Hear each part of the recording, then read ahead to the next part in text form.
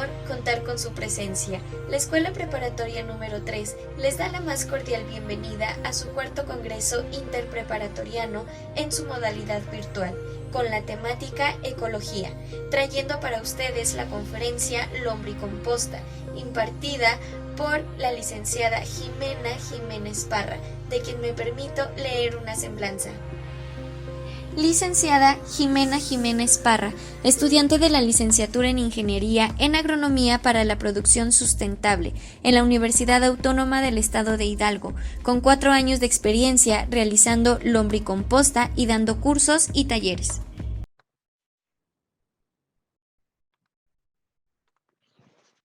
Hola, ¿cómo están? Primero me gustaría agradecer a la preparatoria número 3 por invitarme al cuarto Congreso Interpreparatoriano con la temática de ecología. Hoy les quiero hablar un poco sobre el mundo de la lombricultura, qué beneficios tiene, cómo podemos iniciar, qué productos podemos obtener y en específico qué es.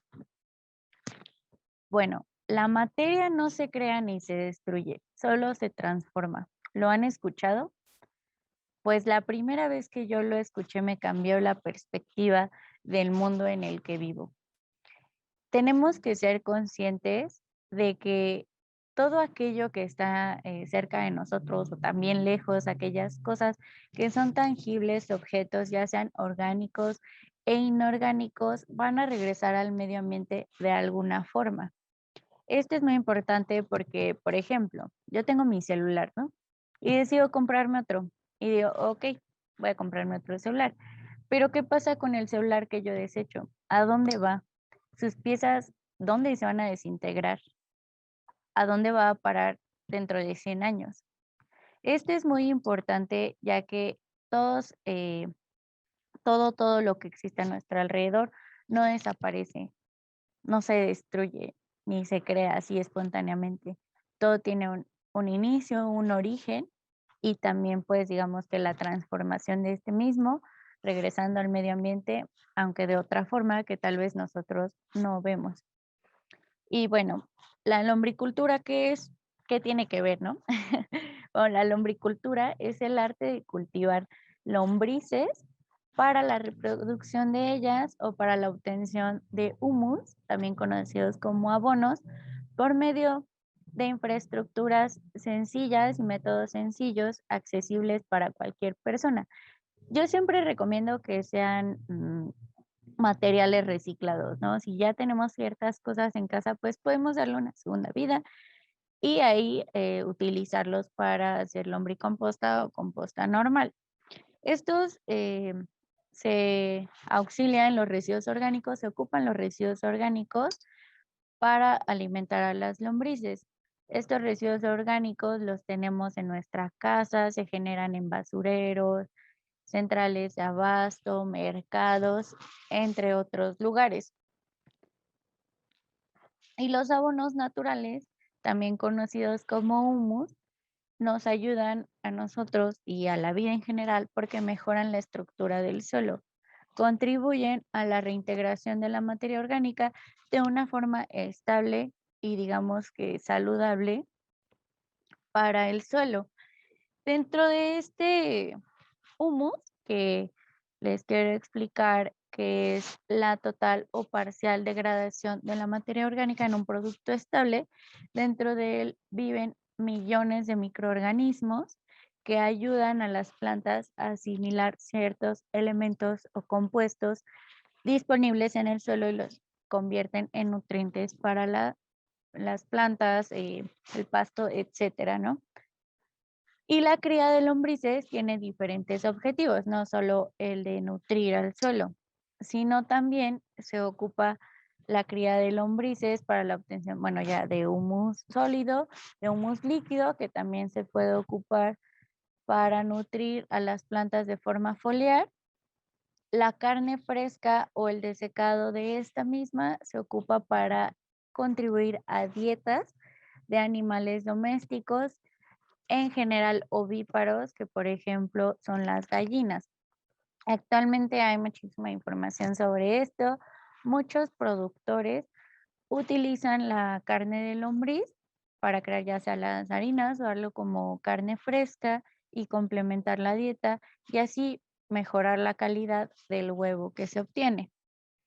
Antes, bueno, actualmente sí hay lugares donde se sigue consumiendo la carne de lombriz por humanos, no tengo los datos exactos, pero antes las civilizaciones era más común que lo consumieran, porque pues sabemos que no era tan fácil obtener la carne como lo es ahora con la producción, bueno, con la producción actual, ¿no? Que existe. Entonces la gente lo ocupaba para incluirlo en su dieta. Yo considero que es una buena opción. Tal vez no lo vemos tan normal, o sea, no es como que vayamos al mercado y pidamos 1 kilo de lombrices para asar o para hacer unos boneless o algo así, ¿no? O sea, no es tan común verlo actualmente, pero yo considero que es una buena alternativa ya que podríamos, pues, sembrarlo en nuestra casa, sembrar las lombrices, producirlas y añadirlas como un suplemento alimenticio. Esto pues ya es decisión de cada quien de acuerdo al sabor. Y bueno, la lombriz nació pues mucho antes que el hombre, ¿no? No hay una fecha exacta, pero sí tenemos establecido que la lombriz fue mucho antes del hombre y ella ayudó a la formación de los suelos y también a la generación y desarrollo del reino Plantae. Gracias a que, como ya les comentaba, las lombrices lo que hacen es convertir la materia orgánica en un producto final que es estable y contiene más microorganismos que ayudan a las plantas a asimilar ciertos nutrientes que se encuentran en el suelo. La primera vez que se tuvo un registro de la lombriz fue con los antiguos egipcios. Ellos lo consideraban como un semidios. Se dieron cuenta de que los lugares donde había más lombrices, la tierra era muchísimo más fértil que en los lugares donde era un poquito más árido y pues no existían las lombrices. Entonces, de ahí lo empiezan a considerar como un semidios, ya que pues el alimento es una de las necesidades básicas del hombre. Incluso la reina Cleopatra del antiguo Egipto lo consideró o lo denominó como animal sagrado dentro de la cultura y aquellas personas que fueran sorprendidas extrayendo las lombrices de la tierra o matándolas se les condenaba con altos castigos. Poco tiempo después, Aristóteles menciona que la lombriz es el intestino de la tierra. Ya cuando se empezó a ser más conscientes y a investigar más el mundo biológico, Carlos Linneo, que es el padre de la taxonomía, identificó a las lombrices y las describe como un anélido, esto por el número de anillos que se encontraban en su cuerpo. Después, Darwin empezó a estudiar la evolución de los animales y de los seres vivos y en cada una de sus expediciones encuentra las lombrices en el suelo. Entonces, para él es sorprendente decir, bueno, ¿por qué hay un animal en todo el mundo, no? O de dónde nace este animal, cuál es su función y por qué se encuentra en todo el mundo. Tanto es su interés que escribe un libro con el título La formación del mantillo vegetal por la acción de las lombrices con observaciones sobre sus hábitos. Y quiero citar una parte del libro. El arado es una de las más antiguas y útiles invenciones del hombre, pero mucho antes de que él existiera, la tierra era arada regular y continuamente por las lombrices. Probablemente el hombre reconocerá un día la gigantesca obra que realizan estos anélidos. Y bueno, como sabemos, el arado es una técnica que se ocupa para airar el suelo o el subsuelo también. Pero las lombrices son demasiado interesantes porque ellas crean canales en el suelo por los cuales se mueven y también crean como, mm, pues, ajá, canales para llegar a sus alimentos y depositar sus huevecillos en ciertos lugares que ellas consideran son estables. Entonces, cuando el hombre empieza a identificar que las lombrices son productivas, se da cuenta que hay distintas variedades de lombrices y que hay algunas que son más productivas que otras. Esto porque tenían las características de vivir en espacios pequeños y amontonadas algunas, en cambio otras no, necesitaban grandes espacios y si no, emigraban. La primera vez que se utilizó a la lombriz para un beneficio económico fue en 1974, cuando el hermano del presidente Carter utiliza un ataúd para sembrar lombrices y tiempo después, al sacarlo, tiene muchas, las empieza a comercializar y esto le dio grandes ganancias. Después, la Universidad Agrícola de California dice, bueno, pues si esto ya es un negocio, vamos a hacerlo bien. Entonces crea el híbrido de la lombriz roja californiana, que es más adaptada a los espacios pequeños, pueden vivir amontonadas, su reproducción es más alta y consumen mucho más lombricompuesto que una lombriz normal. Por ello, es muy importante, actualmente tiene un precio alto o considerablemente alto la lombriz roja californiana en comparación a cualquier otra especie de lombriz. Y para ello necesitamos conocer un poco de su anatomía, por qué son tan productivas y cómo lo hacen. Bueno, las lombrices no poseen dientes, por lo cual tienen que succionar el alimento, es decir, que este tiene que estar húmedo para poder succionarlo y también tiene que estar semidescompuesto. Cuando la materia orgánica se empieza a descomponer, empiezan a liberar ciertos líquidos y esto es lo que hace posible que las lombrices puedan succionarlo. Su estado de madurez se define por el clitelio. Este es un anillo que tiene un color más claro que el de su cuerpo, es un color como tipo hueso y este se define ya cuando ella es sexualmente activa. Tiene muchos segmentos o anillos en todo el cuerpo y estos pueden estirarse o contraerse, lo cual le permite moverse dentro de su hábitat en todos los sentidos. Aunque como tal no tiene una cabeza, pero puede moverse, digamos, hacia atrás y hacia adelante y también enrollarse. También tiene un cerebro, bueno, posee cerebro diminuto, o sea, es súper pequeño. Tiene ganglios que unen el sistema y les voy a mostrar la imagen para que conozcamos el cuerpo de la lombriz.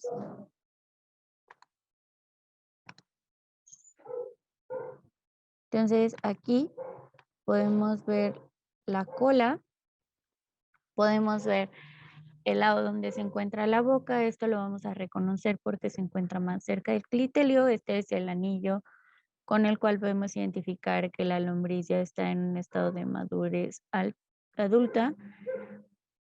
Tiene los corazones acá, los órganos reproductores masculino y del otro lado el femenino más cerca del clitelio.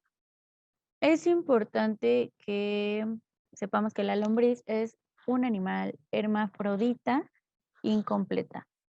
Esto quiere decir que sí posee los dos sexos, pero necesita de otra lombriz para poder reproducirse.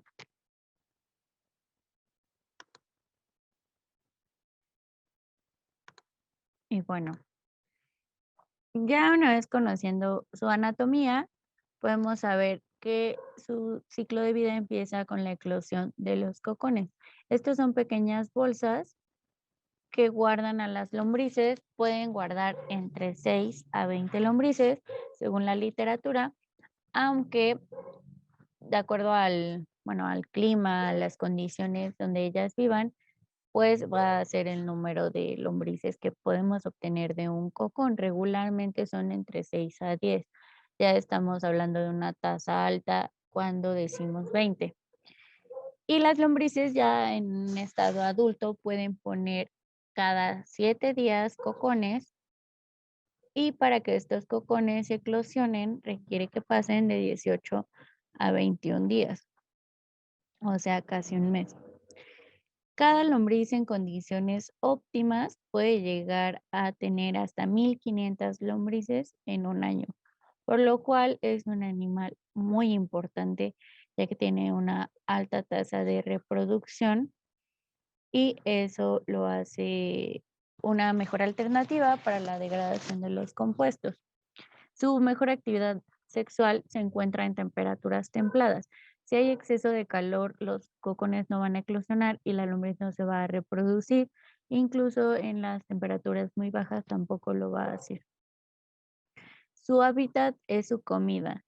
La materia orgánica que nosotros les proporcionamos va a ser el hábitat donde ellas van a vivir y es importante que esto esté semidescompuesto para que no se generen ni altas temperaturas y también tenga un equilibrio, tengan suficiente humedad para que la lombriz pueda desplazarse y succionarlas. ¿Qué es lo que les vamos a dar para a las lombrices o cómo se los vamos a dar? Bueno, tiene que ser los residuos orgánicos compostados. Esto es muy estricto cuando se hace bueno, en una escala más grande. Por ejemplo, cuando vas a, no sé, tienes 10 toneladas de estiércol, ¿no? O por ejemplo, una tonelada, ¿no? No nos somos tan grandes. Tienes una tonelada de estiércol y una tonelada de residuos orgánicos. Bueno, lo que pasa con la materia orgánica al descomponerse es que incrementa la temperatura. La composta tiene diferentes etapas, que son la mesófila y la termófila, entre otras, que me falta mencionar, pero la termófila es la más importante porque es donde se incrementa la temperatura. Y si la temperatura de una composta se incrementa demasiado, va a haber exceso de calor y esto es lo que produce que mate a las lombrices, por lo cual es importante que precompostemos. Ahora, si lo estamos haciendo a una escala pequeña, digamos en un huacal y producimos como 1 kilo de residuos orgánicos a la semana, bueno, no importa porque al descomponerse esta materia orgánica no va a alcanzar tanta temperatura, únicamente se eleva entre unos 25, a veces 30, 35 grados centígrados, igual dependiendo del clima en el que nos encontremos. Pero no llega a incrementar mucho y ok, los pueden dar sin compostear, pero estos tienen que ser triturados y tienen que estar un poco humedecidos para que ellas puedan succionarlos. El compostado, bueno, si lo haces a gran escala, tienes que ser un poco más estricto. Si lo haces a una escala más pequeña, no es tan estricto el alimento que les vamos a dar. Y les voy a mostrar una imagen de qué es lo que podemos compostar y qué es lo que no podemos compostar.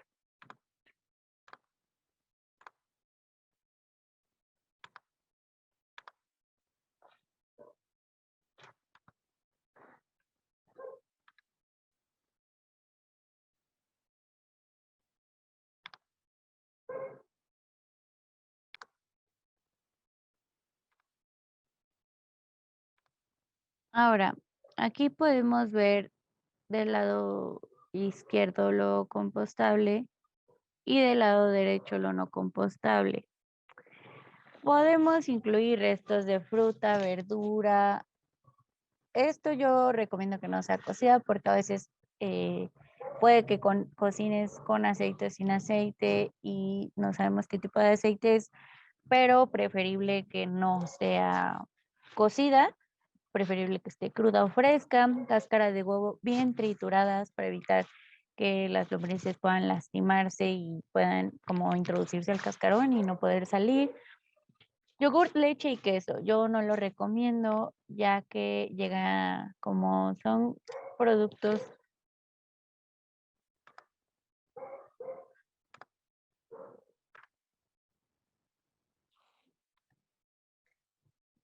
También podemos añadir cenizas, serrín, que sería lo recomendado, podas de césped, ramas, hojas secas, es lo recomendado, y excrementos de animales de granja, como por ejemplo la gallina, los conejos, la vaca, el caballo también se puede.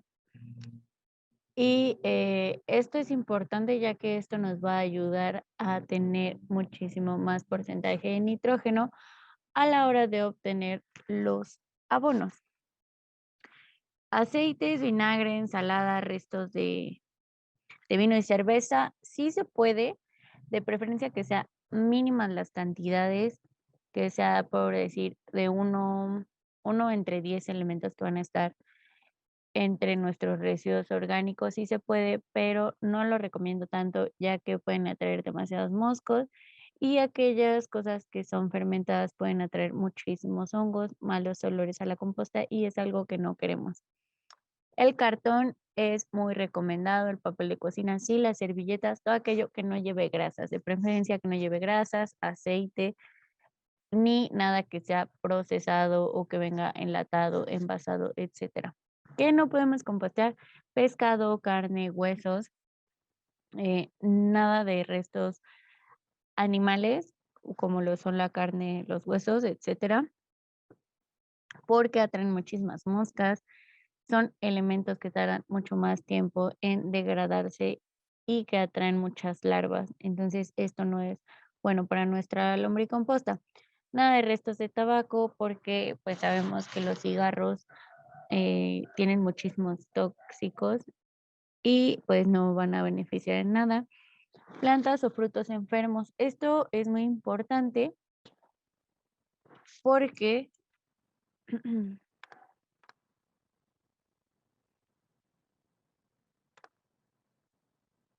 Uy, se había dejado de compartir. Listo. Esto es muy importante porque si nosotros añadimos plantas o frutos enfermos a la lombricomposta, vamos a hacer que la plaga se instale dentro de nuestro lombricompostero y entonces va a contaminar el abono que estamos generando. Y pues en vez de ser algo que beneficie a la tierra, lo va a perjudicar, ya que las plagas tienen, bueno, por ejemplo, ¿no? Las mosquitas blancas tienen huevecillos, entonces los dejan ahí y estos más tarde eh, pues dejan más y entonces es una plaga que no vamos a poder controlar. Piedras y restos inorgánicos, nada de plásticos. Piedras, por ejemplo, sí podrías añadir como tesontle, piedras que sean naturales, pero esto solamente sería en la parte de hasta abajo, no arriba, porque esto puede incomodar a las lombrices y estresarlas muchísimo. Nada que contenga tóxicos, metales pesados, cristal tampoco para nada. Siempre es importante que estemos revisando que en la lombricomposta no depositen otro tipo de basura, porque es algo que vas a estar maniobrando constantemente. A veces, por ejemplo, yo he llegado a meter las manos sin guantes. De hecho, lo hago muy seguido porque me gusta sentir la temperatura, me gusta sentir la humedad. Entonces lo hago muy seguido, pero la otra vez me llevé la sorpresa de que había un pedazo de vidrio, entonces dije, ok, esto no está bien. Y pues eso es más peligroso para nosotros, ¿no? Dices, bueno, una lombriz, ok, se muere. O sea, son importantes, pero se muere. Pero tú te puedes llegar a dañar. El proceso de compostaje no debe de subir arriba de preferencia de los 50 grados centígrados, para nada, eso es muchísimo. Y pues nada que tarde muchos años en descomponerse. Por ejemplo, no puedes meter nada de electrónica, etcétera, ¿no? Todo tiene que ser orgánico. Bueno, lona, hilos naturales, sí, pero de preferencia no, porque impide el buen movimiento de las lombrices dentro del lombricompuesto. Bolsas de té y restos de café, sí, tratar de que no sea Nescafé, por ejemplo, porque traen algunos aditivos que no se pueden degradar tan fácil. Las cosas que nosotros estamos buscando degradar es la celulosa y la lignina. La lignina es un compuesto un poco más, este, más tardado y más difícil de descomponer. Entonces, esto impide que nuestro lombricompuesto lo tengamos rápido, que tengamos un producto estable.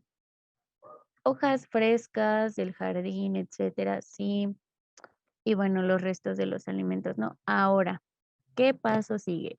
Ya tengo mis residuos orgánicos, ahora, ¿qué sigue? Bueno, tienes que hacer una pila de esta manera. Primero vamos a poner la capa de ramas, cortezas y materiales gruesos hasta abajo, de preferencia que sea la capa más gruesa, ya que aquí va a ser por donde se van a estar lixiviando los líquidos y tiene que aparte dar una buena aireación, porque si no, Si nosotros no ponemos esta capa, lo que va a pasar es que la tierra o el humus se va a ir juntando y se va a ir compactando y va a llegar un momento en el que las lombrices se puedan morir hasta abajo. Después sigue una capa marrón, que yo le digo mulch o acolchado. Tiene que ser súper ligerito. ¿Qué es lo marrón? Bueno, es toda aquella materia seca que contenga carbono, por ejemplo, restos de jardín, pero que ya esté seco, hojas, ramas. Puede ser también cartón, de preferencia que no tenga tinta, okey, si tiene tinta, traten de quitarle lo más posible, aunque las tintas actualmente ya no son tan agresivas, pero traten de que no lleve tinta. Cartón, etcétera. Puedes sustituirlo por serrín, igual, únicamente que la madera no esté o haya sido tratada. Después sigue la capa verde, que son todos los residuos orgánicos, que, pues, ya sabemos que tienen que de preferencia ir triturados. Yo lo que hago es, tengo un pedazo de jardín donde hago la composta, tengo en cajas y también en el suelo, entonces, en el suelo lo que hago es triturarla un poco y ahí la dejo precompostar y ya después eso lo saco y se lo doy a las lombrices, ¿no? Pero, por ejemplo, yo lo trituro con una pala, ustedes lo pueden hacer incluso en la licuadora y esto acelera el proceso de la descomposición o que los microorganismos puedan alimentarse más fácil e igual las lombrices, ¿no? Lo que les comentaba, por ejemplo, si lo van a hacer a pequeña escala y lo van a hacer en casa, bueno, lo echan en la licuadora, lo trituran un poco y ya se lo pueden dar a las lombrices así, teniendo en cuenta las capas que les estoy mostrando. Luego sigue otra capa marrón, otra capa verde y al final siempre cubrir con una capa fina de marrón, que de preferencia sea de tierra. Eh, de ley, yo recomiendo que hasta arriba tapen con un cartón mojado, o sea, bien, bien húmedo, lo pongan hasta arriba para que se guarde bien la temperatura y la humedad dentro del compostero que van a hacer. Y bueno, ya tenemos todo eso. Necesitamos lombrices rojas, que es lo más importante, de preferencia que sean roja californiana para que los compuestos sean más rápidos degradados. El envase donde vamos a poner nuestros lixiviados de lombriz. Al inicio, cuando empiezas a hacer lombricomposta, no vas a generar tantos líquidos sino hasta como los 3 meses. Y estos líquidos se tienen que recircular dentro del lombricompuesto el recipiente para que juntes tus residuos orgánicos. Yo en casa tengo es una jarra que ya no ocupamos, entonces ahí mi familia sabe que tiene que poner los residuos orgánicos y ahí yo también los echo y es algo más fácil. Entonces ya que se llena, que es como cada 3 o 4 días, los saco, los trituro y ahora sí se los doy a las lombrices. Bueno, lleva como unos 4 días de precompostaje y ya después eso se lo doy a las lombrices. Pero es más fácil porque ya tienes dónde depositarlo. Esto es importante porque por experiencia propia se los comparto, si no vas a estar utilizando bolsas de plástico. Al inicio, pues no era como tan consciente de que tenía que tener un espacio donde se iban a guardar los residuos orgánicos y entonces lo empezábamos a poner en bolsas y bolsas y bolsas de plástico y esto hace que los líquidos se formen hasta abajo, huela feo, se sude y aparte tienes que gastar y tirar bolsas. Y bueno, ya por último, el vermicompostador o tu guacal, bote de basura que ya no ocupes, garrafón, etcétera, cubetas que sean para ti muy prácticas y de preferencia recicladas. Les quiero compartir que pues existen diferentes escalas para lo que tienes que tener diferentes adaptaciones y características. Por ejemplo, existen las escalas pues en zonas protegidas que ya llevan un techo, tienen ciertos espacios para obtener el líquido, ciertas herramientas, circulación, temperatura, etcétera. Las escalas caseras, que por ejemplo pueden ser envases o composteros mandados a hacer o reciclados, y pues las composteras que son a campo abierto directamente en el suelo, que también son muy buenas porque pues les estamos dando el medio ambiente donde ellas viven.